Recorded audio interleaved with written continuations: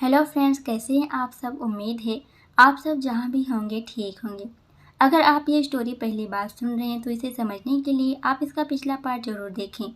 Part 35।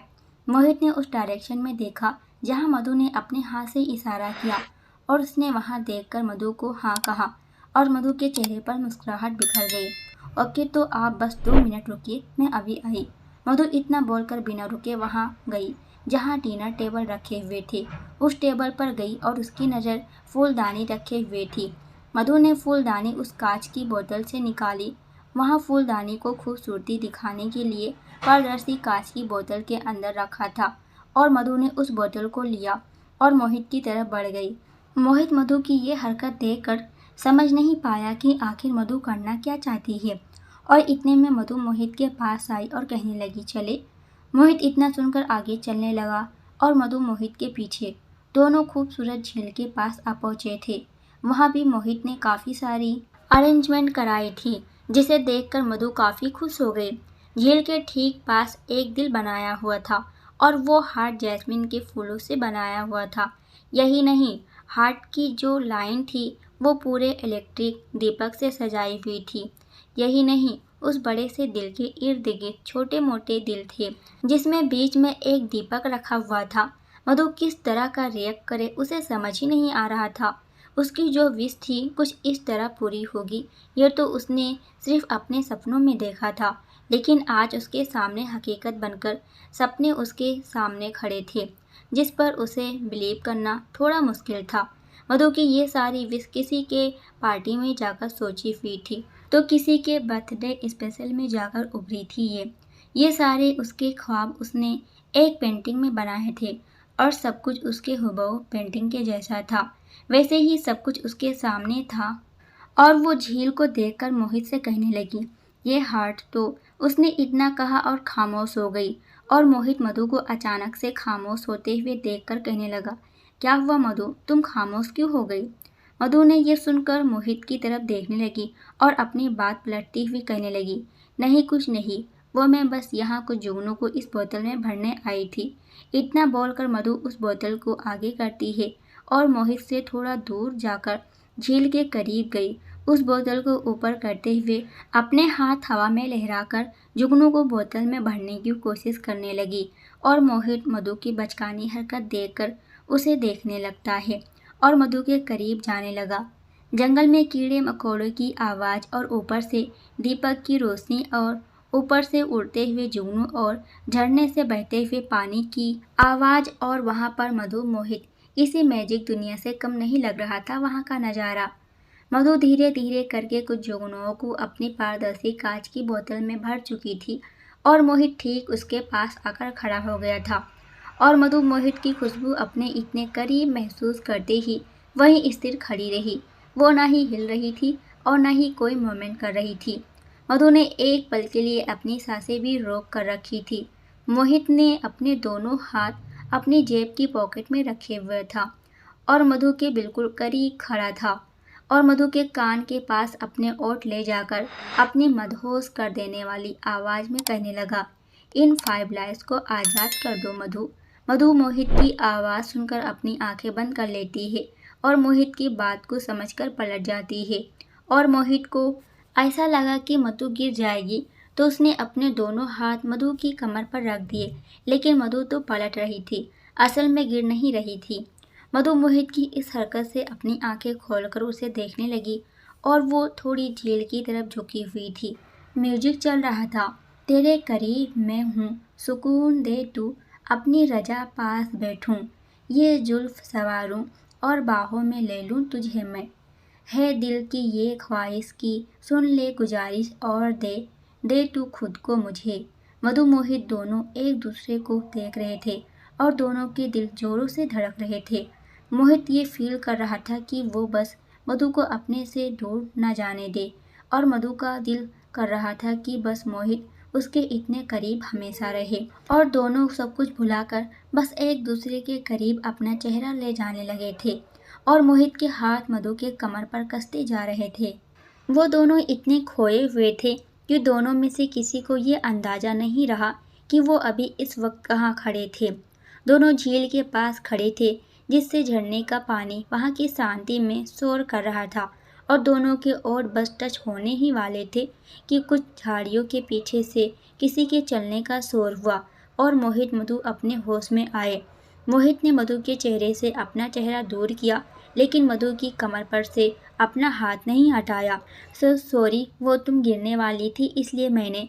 मोहित ने मधु को ठीक तरीके से खड़े करते हुए कहना चाहा, लेकिन उसने अपनी आधी बात कही और मधु अपनी जबान अपने ओठों से साफ करती हुई इधर उधर देखने लगी। मधु मोहित से कहना चाहती थी कि वो गिरने वाली नहीं थी, लेकिन वो ये बात नहीं कहती और मोहित की तरफ देखकर बस इतना कहने लगी, थैंक यू। मोहित मधु की कमर पकड़े ही अपने कदम पीछे लेता है और दोनों इस बीच में ये भूल गए कि उन दोनों की तंद्रा किस चीज़ से टूटी थी। असल में जिस चीज़ से मोहित और मधु की तंद्रा टूटी थी वो किसी शख्स के चलने से टूटी थी और वो शख्स अंधेरे में किसी पेड़ के पीछे छुपकर दोनों को अपनी गहरी आंखों से देख रहा था। उस शख्स की आंखों में गुस्सा नजर आ रहा था। वहीं खाना खाकर रोशनी एक कैंप में जाने लगी। आज रात सबको यहीं रुकने का मन था, तो सब पहले से तैयारी करके आए थे और सबके अलग अलग कैंप दूर रखे हुए थे। कैंप को भी खूबसूरती से सजाया हुआ था। वाइट कैंप के ऊपर लाल गुलाब से उसके किनारे को सजाया हुआ था और उसके ऊपर भी लाइट बल्ब लगाए हुए थे। रोशनी कैंप में जाकर थक हार कर बैठी थी। उसके लिए भी आज रात का नज़ारा किसी खूबसूरत सपने से कम नहीं था और वो लेटते हुए खुद की बाहें पकड़कर कहने लगी, हाय, काश कोई मेरे लिए भी कुछ ऐसा करता। मधु कितनी लकी है और यहाँ का माहौल कितना रोमांटिक है। यार, मेरी ऐसी रात करा। उसने इतना कहा था कि उसे करण की आवाज़ सुनाई दी, मिस, तुम्हारा भी आएगा ऐसा दिन। असल में जब करण अपने कैंप की तरफ बढ़ रहा था, जो बिल्कुल रोशनी के कैंप के पीछे था, तब वो रोशनी की बात सुनकर रुक गया और शुक्र है कि करण ने रोशनी की पूरी बात सुने बिना ही उसे बीच में टोक दिया, वरना रोशनी के दिल में जो उसके लिए फीलिंग्स है आज करण के सामने आ ही जाती। रोशनी ने कैंप के बाहर झांका। करण अपने दोनों हाथ बांधकर खड़ा था और उसके ठीक सामने खड़ा था। आप आए ना, रोशनी ने अपने ओठ को चबाते हुए कहा और करण ने हाँ में गर्दन हिला दी और रोशनी कैंप के अंदर थोड़ा खिसक गई करण को अंदर आने देने के लिए और उसने अपने दिल पर हाथ रखा और मन में कहने लगी, शुक्र है कि मैं बच गई, वरना आज पक्का मेरी फीलिंग्स करण के सामने होती। करण कैंप के अंदर आया और रोशनी के ठीक करीब आकर बैठ गया और रोशनी करण को देखने लगी। करण को कैंप के अंदर से चांद दिख रहा था और जगमगाते हुए तारे भी, जिसे देखकर उसके चेहरे पर मुस्कान बिखर गई। यहाँ जंगल में चांद कुछ ज़्यादा ही नहीं चमक रहा है। रोशनी की नज़र अभी भी करण पर थी और उसने अपना सर एक और कर दिया और अपनी सॉफ्ट आवाज़ में कहने लगी, सच में यहाँ चांद कुछ ज़्यादा ही चमक रहा है, लाइक तुम्हारे जैसा। करण रोशनी की बात सुनकर उसके सामने देखने लगा और कहने लगा, हाँ, क्या कहा तुमने लास्ट में? मैंने सुना नहीं। रोशनी अपने होश में आई और चांद की तरफ देखकर कहने लगी, ना, नो, मेरा मतलब चांद काफ़ी खूबसूरत लग रहा है। और करण रोशनी को घूरने लगता है और कहने लगा, सीरियसली, कुछ भी, चांद खूबसूरत भी होता है। हाँ, देखिए ना, होता तो है। रोशनी ने अपनी उंगली पॉइंट करते हुए कहा। करण के चेहरे पर मुस्कुराहट आ गई और रोशनी की तरफ देखने लगा, वैसे तुम भी काफ़ी खूबसूरत लग रही हो। रोशनी यह सुनकर करण को अपनी प्यार भरी नज़रों से देखने लगी थी। मोहित और मधु झील के पास नीचे घास में बैठ गए थे और मधु एक टक झरने को देख रही थी और कहने लगी, ये कितना नेचुरल लग रहा है ना, यहाँ का नज़ारा। मोहित ने मधु की बात पर हामी भरते हुए कहा, हाँ, सच में। मोहित भी ऐसी जगह सिर्फ मधु की वजह से आया था, वरना वो अपने काम में काफ़ी बिजी रहने में ही अपना वक्त गुजारता था और ज़्यादा नेचुरल जगह पर तो वो कैसे जाता। मधु के हाथ में अभी भी वो कांच की बोतल थी और उसमें जुगनू उड़ रहे थे, लेकिन बाहर नहीं निकल पा रहे थे और मधु ने अपना हाथ उस बोतल पर रखा था जिससे वो उड़ ना सके और उसने अपनी बोतल सामने की और उस पारदर्शी से झरना कैसा लग रहा है ऐसा दिखने में वो देखने लगी और मोहित की नज़र जब मधु पर पड़ी तो वो खुद को हंसने से रोक नहीं सका, लेकिन उसकी मुस्कुराहट उसके तक ही थी जिसे मधु अनजान थी और मोहित मधु को देखकर एक बात उसे याद आई और वो अपनी जगह से उठता हुआ कहने लगा, मधु। मधु मोहित को देखने लगी और मोहित के साथ साथ वो भी खड़ी हुई। क्या हुआ, जा रहे हैं क्या? तुम्हारी ऐसी कोई और ख्वाहिश है जिसे मैं पूरा कर सकूं, या फिर तुम कुछ भी मुझसे ले सकती हो? तो बताओ, क्यों ना आप ऐसा करो, खुद को मुझे मेरे बर्थडे पर सौंप दो, क्योंकि आप ही मेरी आखिरी ख्वाहिश है और आप ही वो हैं जिसे मैं लेना चाहती हूँ। मधु अपने मन में ये कह रही थी और मोहित के सामने देखकर मुस्कुरा रही थी, जिसे देखकर मोहित कहने लगा, बोलो ना मधु। मोहित थोड़ी देर खामोश हुआ, फिर मधु की ये हरकत याद करके फिर से कहने लगा, तुम हमेशा मेरे दोबारा बोलने से ही क्यों रिएक्ट करती हो? मधु अपने होश में आई और अपनी नज़र इधर उधर करते हुए फिर से मोहित पर नज़र टिकाती है। कुछ नहीं, बस मुझे अभी कुछ नहीं चाहिए, लेकिन जो आपने कहा मैं वो वक्त आने पर क्या आपसे मैं कभी भी मांग सकती हूँ? मोहित मधु की तरफ देखने लगा और अपनी आंखें हाँ में झपका दी, जिसे मधु समझ गई कि मोहित ने उसकी बात पर हाँ कहा है, और वो अपना हाथ आगे करते हुए कहने लगी, प्रॉमिस।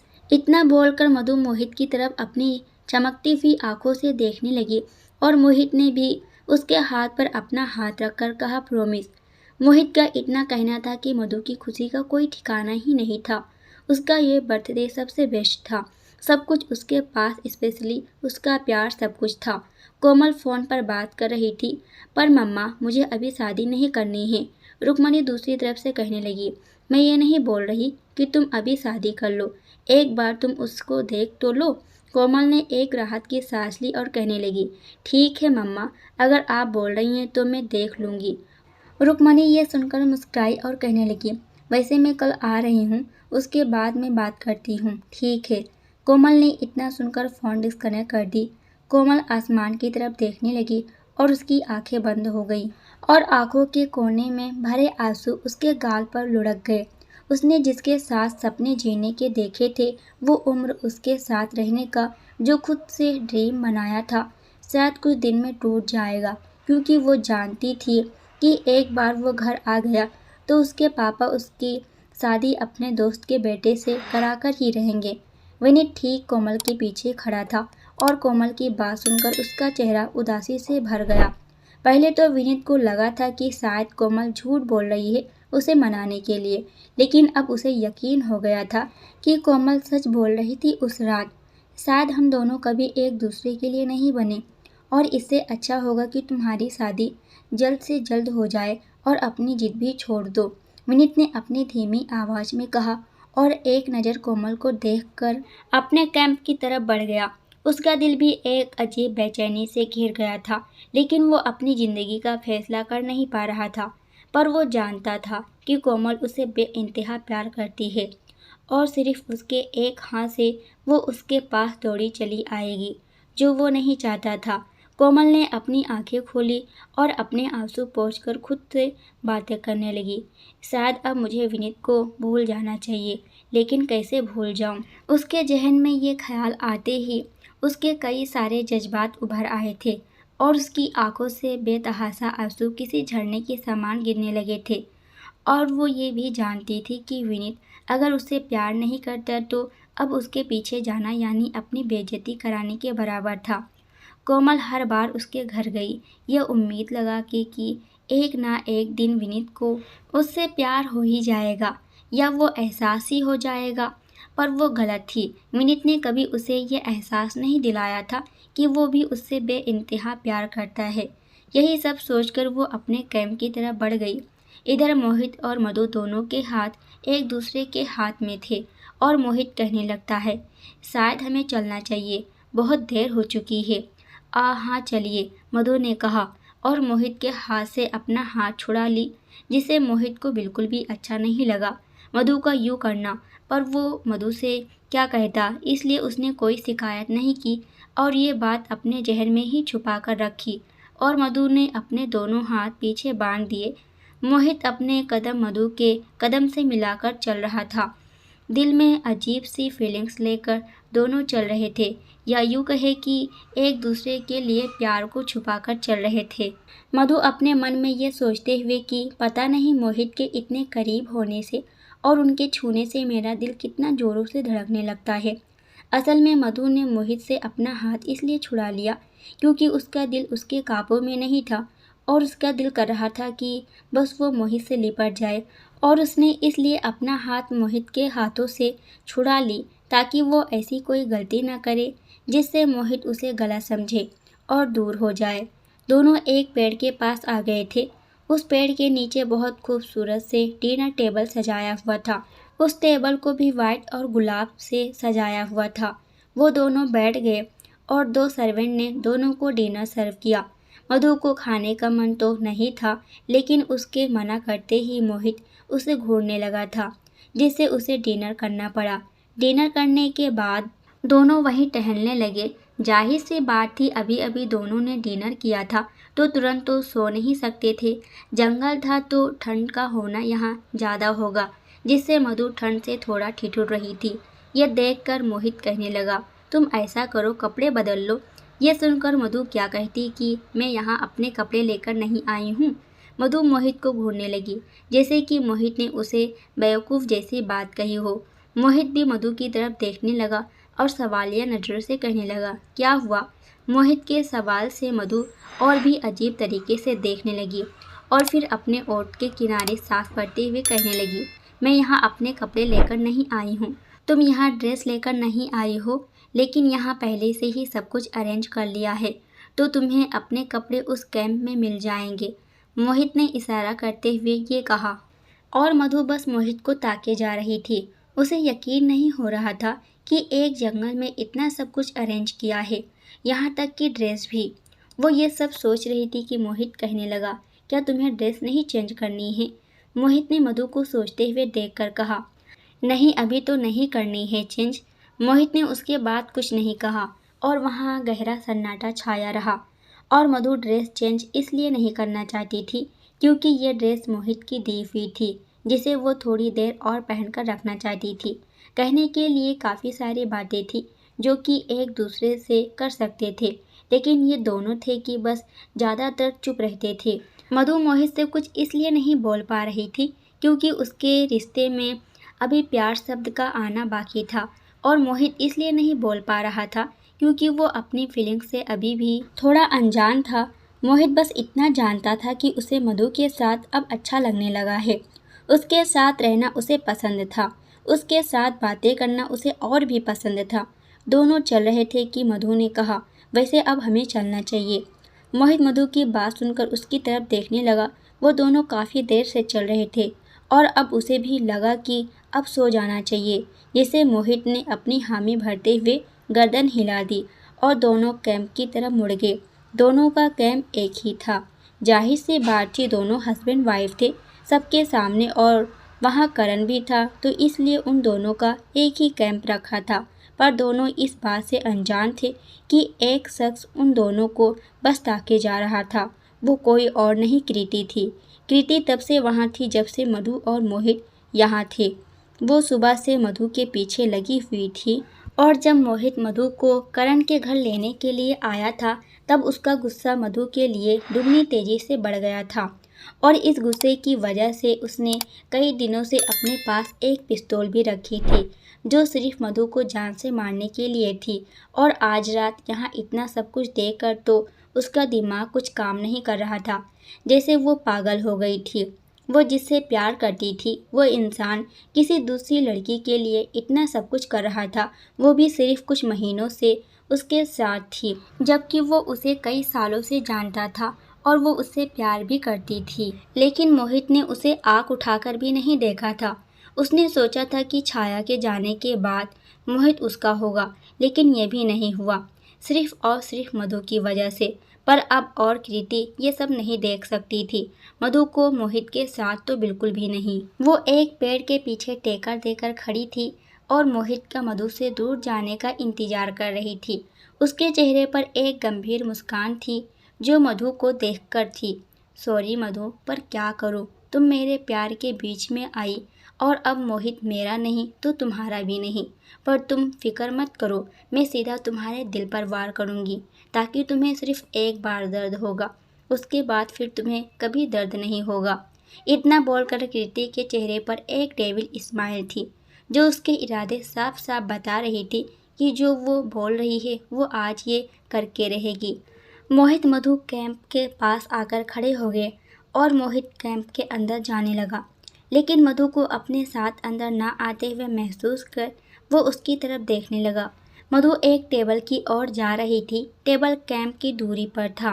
मधु टेबल के पास गई और जग से ग्लास में पानी डालकर पीने लगी और मोहित मधु का इंतजार करने के लिए बाहर ही खड़ा रहा कि तभी उसकी नज़र एक परछाई पर पड़ी जो ठीक मधु के सामने एक पेड़ था। उसके अपोजिट साइड पर नीचे जमीन पर परछाई पड़ रही थी। उस पेड़ पर भी लाइट लगे थे, जिससे पेड़ के पीछे छिपी कृति की परछाई आसानी से जमीन पर पड़ रही थी। भले ही वो पेड़ का सहारा लेकर छिपी हो, मोहित का चेहरा ये देखकर गंभीर हो चला और वो एकटक देखने लगा कि कौन है पेड़ के पीछे, कि तभी दो हाथ सामने की तरफ आए जो पिस्तौल पकड़े हुए थे। मोहित ये देखकर वहीं ठिठक कर रह गया और उस पिस्तौल का निशाना किस तरफ है वो देखने लगा। उस पिस्तौल का निशाना मधु के ऊपर देखकर चौंक गया और ज़्यादा कुछ सोचे बिना मधु की तरफ बढ़ गया। मधु सब बातों से अनजान पानी पीकर बस मुड़ने लगी थी कि उसे मोहित की आवाज़ सुनाई दी। मधु, मोहित ने चिल्लाकर कहा। मधु मोहित के सामने देखने लगी और मोहित को अपनी तरफ भागता हुआ देखकर समझ नहीं पाई कि मोहित क्यों इतनी तेजी से मेरी तरफ आ रहे हैं। ये देखकर शॉक्ड से वो वहीं खड़ी रही, बस मोहित की तरफ देखती रही और कृति ने मधु पर निशाना बनाकर अपने दोनों हाथों से जोर देकर पिस्तौल चला दी और मोहित भागता हुआ मधु के पास आया और एक झटके से उसे खींचकर दूसरी तरफ गिर गया। मधु अभी भी अपने होश में नहीं थी। वो अभी भी क्या हुआ उसे समझने की कोशिश कर रही थी। मधु नीचे जमीन पर गिरी थी तो मोहित उसके ऊपर गिरा हुआ था और मोहित की आंखें बंद थी। वो गहरी गहरी सांसें भरने लगा था, मानो वो किसी दर्द को सहने की कोशिश कर रहा हो। और अब मधु अपने होश में आई। उसे समझ नहीं आया कि अभी अभी क्या हुआ और वो मोहित को पुकारती है, मम मोहित। मोहित मधु की बात सुनकर अपने होश में आया और मधु की तरफ देखने लगा। मम मधु, तुम ठीक हो? मोहित ने अपनी लड़खड़ाई आवाज़ में कहा। मोहित से कुछ बोला भी नहीं जा रहा था और वो मधु के ऊपर से उठ खड़ा हुआ और मोहित मधु को भी उठाता है और मोहित मधु के शरीर को बड़े ध्यान से देखता है कि कहीं मधु को वो गोली लगी तो नहीं। मोहित पागलों की तरह मधु के शरीर पर अपने हाथ से उसे घुमा फिरा के देख रहा था। वो अभी भी अपने होश में नहीं था और मधु तब से ऐसे बिना इमोशन से खड़ी थी जब से मोहित ने उसे कहा था कि कहीं तुम्हें गोली तो नहीं लगी। वो मोहित के सवाल का जवाब दे पाती इससे पहले उसकी नज़र मोहित के कंधे पर गई और उसका शरीर काँप उठा। मोहित के कंधे थोड़े नीचे वाले हिस्से में खून ही खून था। उसकी वाइट टी शर्ट एक बांह से पूरी तरह लाल खून से सनी हुई थी, जिसे देखकर मधु अपने होश खो बैठी थी। मोहित मधु की फिक्र में अपने होश खो बैठा था और पूरी तरह से मधु को चेक कर लेने के बाद उसने मधु को एक झटके से अपने सीने से लगाया, जिससे मधु अपने होश में आई। मोहित की पकड़ काफ़ी मजबूत थी। मोहित मधु को सही सलामत देखकर जैसे उसे कितना सुकून मिल रहा हो, पर उसका डर अभी तक गया नहीं था। उसका दिल किसी अनजान डर से घिर गया था और उसकी सांसें अभी तक काबू में नहीं थी। मधु मोहित को अपने आप से दूर करने की कोशिश करते हुए बोली, मोहित खून। मोहित ये सुनकर मधु को जल्दी से अपने से दूर करता है और फिर से मधु को देखने लगा था। कहाँ है खून, मुझे बताओ मधु, तुम्हें कहाँ लगा है? इतने में सब लोग वहाँ आ गए थे। सबके कैंप थोड़ी दूर पर थे और मोहित के चिल्लाने की आवाज़ से और फिर पिस्तौल चलने की आवाज़ से जल्दी से सब अपने कैंप से बाहर निकले थे। हालांकि पिस्तौल की आवाज़ इतनी तेज़ नहीं थी, पर वहाँ काफ़ी सन्नाटा था, जिसे सुनकर सब भागते हुए वहाँ आ पहुँचे थे। करण भागता हुआ आया और कहने लगा, क्या हुआ है यहाँ?